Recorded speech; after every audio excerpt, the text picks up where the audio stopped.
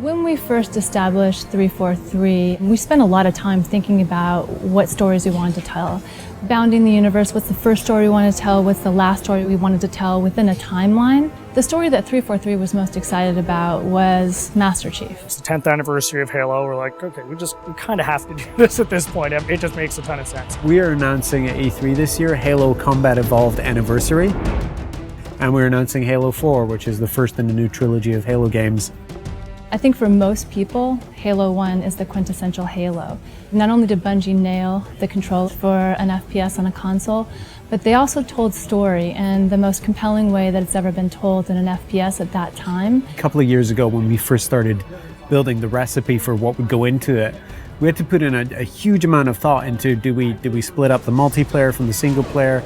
Do we use the original Halo multiplayer and try and make netcode work with that? Do we use the reach code and keep that infrastructure and that ecosystem going? First thing we wanted to do is make it look like a 360 title. How would it look if this game came out today? How would it feel? How would it be different? Sometimes you find little additions that's like, God, I wish if this could have been in there 10 years ago, and it looks so right in there right now. And that's what we're looking for in all the changes that we're making. Retouching Halo 1 needed to be a labor of love. The audio, the characters, the levels, the grass, the dirt, the sky, the moons, trying to find a way to reproduce them faithfully, but in a way that looks like it's 10 years later. Literally, you pick this up, the gameplay is identical to what it was 10 years ago, because I mean, that was just so original, it was so new, it was so fresh. It's great to kind of go back to that old gameplay and feel as powerful as you did in both vehicles and with the pistol. The Halo 1 pistol is back. It is still wildly overpowered. 3 shots to the head from anywhere on the map will kill anything. It's all in there. If you love flying into the beach on Silent Cartographer and starting in that first big fight, that's in there. It's looking like 2011. Co-op play was probably one of my favorite features 10 years ago. We have co-op play over live. Anniversary will have stuff hidden in it. It's going to have stuff hidden in it that you know about, like terminals, and you're just going to have to find them yourself. I'm also excited about the stories we're telling in the terminals, and then having achievements. That's long overdue. Being able to switch back to the classic on the fly is just going to be kind of a magical experience. You hit a button at any point in the campaign, you flop back, and that's how the game looked 10 years ago.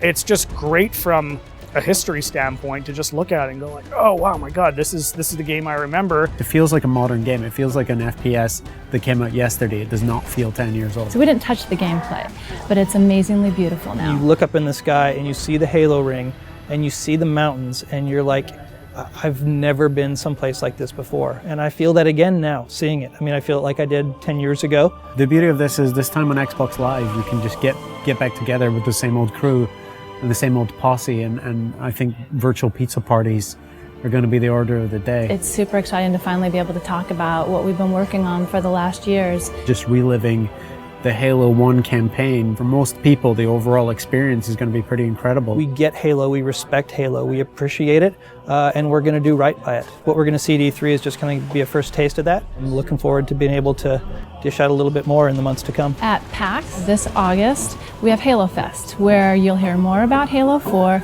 and you get hands-on play with Halo Anniversary, both campaign and multiplayer. That's going to be a blast and a hell of a way to finish the summer.